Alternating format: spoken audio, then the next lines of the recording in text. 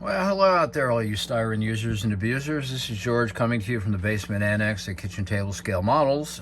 Tonight we have a little vintage kit unboxing, and I'm going to throw my hat into the ring with Jason Hanscom's Blue Ox Model Shop muscle car or street machine group build, and this is going to be my entry. So we're going to do a little unboxing, going to talk about the kit, and show you what I heard, talk a little bit about what I plan on doing with it. But before I do that, I really need to kind of pose a question to the universe, and that is, I need to try to get my head around something. I just haven't been able to.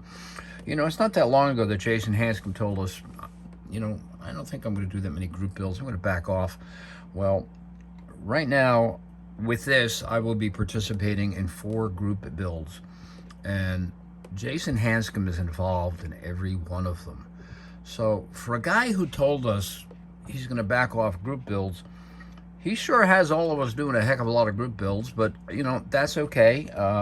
Jason's a good guy, a great builder, marvelous YouTuber, really active in the community, and you know, I'm just proud to know him and count him as a friend and be able to support this support his channel.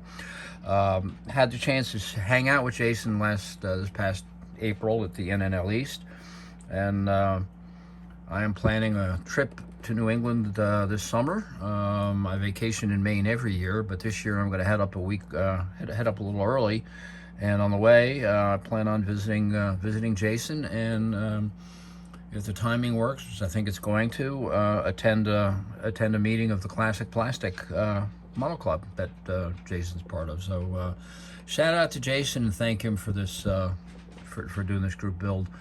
This is the second street machine group build he's done. I did enter the last one. It seems like I just finished my 69 Dart, and well, here we are doing another one. But let's look at this kit. This is 66 Barracuda. Was an original issue AMT kit.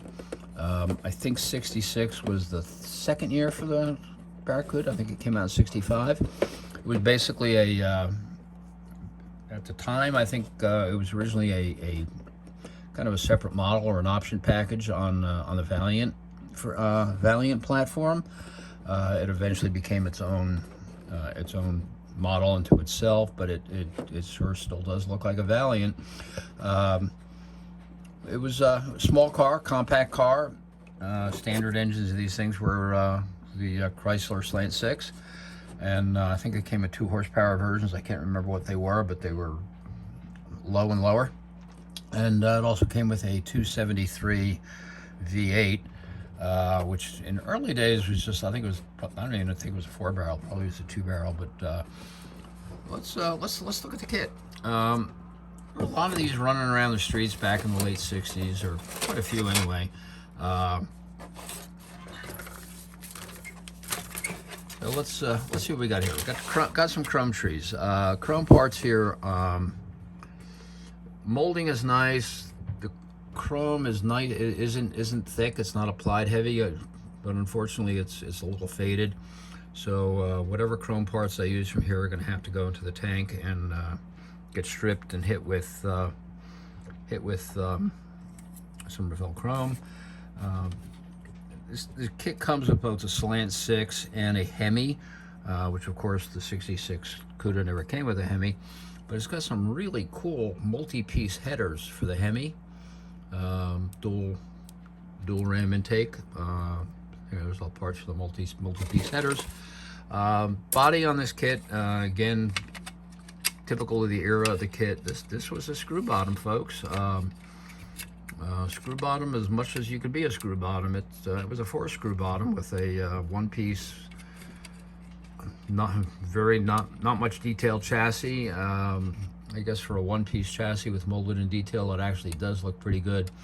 I don't spend a lot of time. In fact, I spend almost no time. If I see a chassis like this, I just don't want to spend what precious few building hours I have trying to make this thing look good. Kind of comes under the heading of trying to polish a turd. It's just going to get painted black, and I'm going to focus my attention on the way the car looks, the way it stands, the body paint and stuff like that. The body is molded really nicely, nice and crisp. You know, this is an early generation mold. I'm not sure. I don't know if this was the kit. I think they did a funny car out of this body at one point. I could be wrong. Maybe there's another one. One thing I think is cool is the way they molded the gas cap at an angle. Those gas caps were, you know, screw in, and a lot of times they never got screwed in all the way. So you see cars running around the streets with the gas cap crooked. It kind of adds a little bit of character. A few mold lines or parting lines here I need to clean up, but all in all, the body's in great shape and not going to need a lot of work. I'm not going to show you all these pieces because you all know what models look like, but some of the cool things about this, here's a nice, you know, custom grill, nice custom grill, custom rear roll pan, a fold down rear seat. Look at that. Isn't that cool? I don't know how I'm going to get my fingers in there to fold it down and lift it up, but you know, it's cool. Dashboard molding is really, boy, there's a lot of detail on that dash. This dash, I think this dash is gonna detail up nicely with some paint. I'm trying to get some light on there. There you go. I think it's going to detail up nicely. The molding for those letters is pretty pronounced. Stock hood with Plymouth script on the front. Again, nice and raised. I think this is going to be really easy to detail. And then there's, you know, the rest of the parts. I got firewall, sort of a firewall. It's kind of a half a firewall. And here's the tree with the engine parts. You can see this kit comes with both a slant 6, stock slant 6, and a Hemi. Here's the manifold for the slant 6. It looks like a 4-barrel manifold. It could be. Can't remember too much about the slant 6. If you saw my Valiant video, the 62 Valiant unboxing that I did a few weeks ago, I talked a good bit about the slant 6 and its history and the different versions of it. What I'm going to do with this for a street machine, again, my concept here is it's going to be a low buck street machine. You know, backstory is, you know, the car was 66. Maybe mom and dad bought the car. Mom wanted something sporty but economical, so they got it with the 6-cylinder.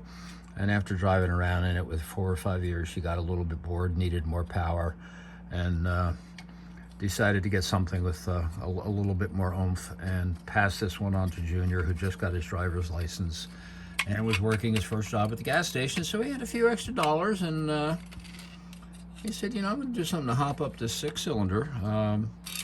And he started doing some research, and he found out about a company called Clifford Research and Development, whose logo was 6 equals 8.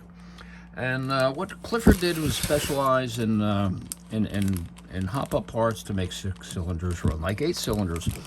And they purchased, at some point in time, I don't know when, the parts to build, the tooling to build the Hyperpack parts. The Hyperpack was a dealer option that was available on the early Slant 6s. It was done to homologate the Slant 6 for use in what was then the NASCAR Compact Series. And this engine is from Texas 3D. Beautiful detailing on it, beautiful molding. I've not done a Texas 3D engine yet. They have several. They do have 4 different versions of a Slant 6. This is the Hyperpack version. You can see long ram tubes, 4-barrel, 2-piece headers. Don't know how I'm going to tie them together and make them look like they actually belong on this car, but I'll figure that out. The only critique I have of the Texas 3D, I mean, everything about this part is beautiful. I bet this engine is beautiful.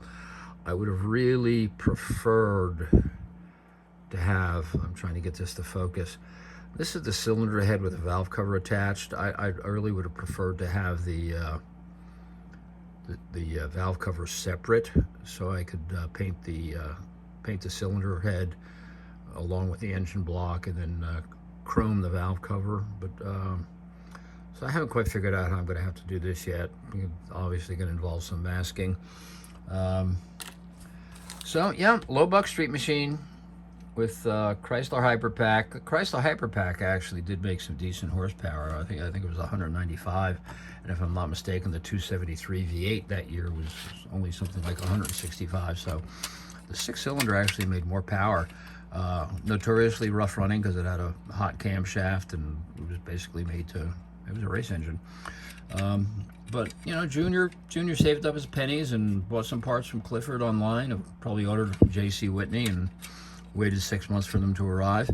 And put himself together a little low buck street machine. Wheels and tires. I haven't quite decided where I'm going with this yet, except I do want something that just screams low buck budget. So I'm probably going to end up with Steely wheels. May or may not throw dog dish hubcaps on it. I kind of thinking maybe just Steely's. And stance, I haven't quite worked that out either. I'm kind of thinking of jacking up the back and jacking up the front more to make this thing sitting up high. But that's I don't know. I'm trying to remember back in the in the 70s, which is the era I'm trying to capture with this car. By then, I think we were seeing cars jacked up in the rear and the front end was down. The front end up was more of an earlier 60s phenomena. But this is it. This is my entry into the 2024 Blue Ox Model Shops Street Machine Group Build. Again, it's AMT 66 Barracuda kit. These kits are rare. They're hard to find. I sought this kit out for some time, and some of the pricing that I saw on these things were crazy. I paid too much for this, but I've seen them selling for a lot more than what I paid for it, so I'm happy with the price I paid. They don't make any more, and it's a cool car. Part of the reason, another reason why I kind of chose this kit is it's another kit that holds some memories for me, because I remember building the original issue and painting it with Testors bright orange with a brush, and don't know what I'm going to do with color on this. Really don't know. I haven't thought that far ahead. And I've got at least two other builds, two other group builds to finish before I dive into this one. I've got the 67 GTO, and I've got the Porsche group build. I'm doing a 914, and then this is next in the queue. I'll have time in between there to do some work on some other kits, hopefully, because as much as I enjoy doing group builds, I have a bunch of other kits I want to get built this year, and not the least of which gets started on my Poacher Alpha, which I recently landed in my on my porch, and I posted a little video on that the other day. If you want to catch that, go look on the channel. Hope you liked this. If you did, I ask that you do give me a thumbs up. And if you like it a lot, please subscribe. If you want to see some more vintage kits, please keep watching the channel. I've got a lot of vintage kits in my collection, and I'm going to gradually drag them out and do little unboxings, work them into group builds where Jason decides he needs to have another one. And yeah, so again, if you like it, please do. Please give me a thumbs up and give me a subscribe. And if you don't like it, well, you don't need to do anything.